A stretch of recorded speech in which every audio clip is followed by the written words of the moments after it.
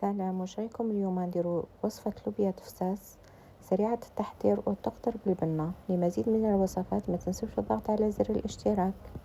نبداو بالمقادير اللي هي اللحم، بصل مقطع شرائح، لوبيا تفساس، الملح، حبة طماطيش مقطعة رقيق، فلفل اسود، وملعقة طماطم مصبرة.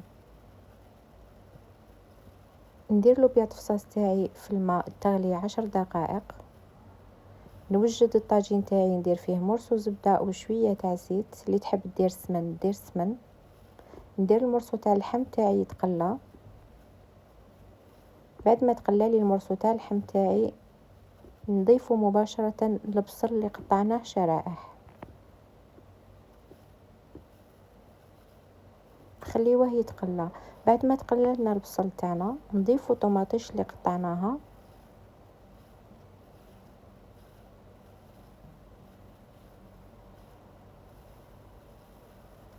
ملعقه ملح، ونص مغرف فلفل اسود،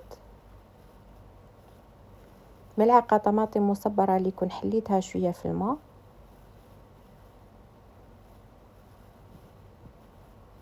بعد ما تقلاو نضيف مباشرة لوبيا تفساس اللي غليناها،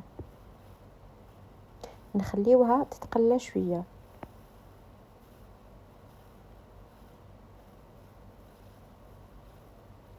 بعد ما تقلات لنا نمرقوها بالماء سخون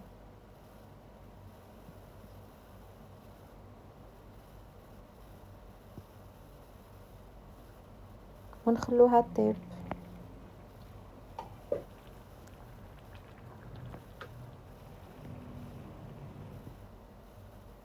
هنا بعد ما طابت لي لوبيا تفساس تاعي،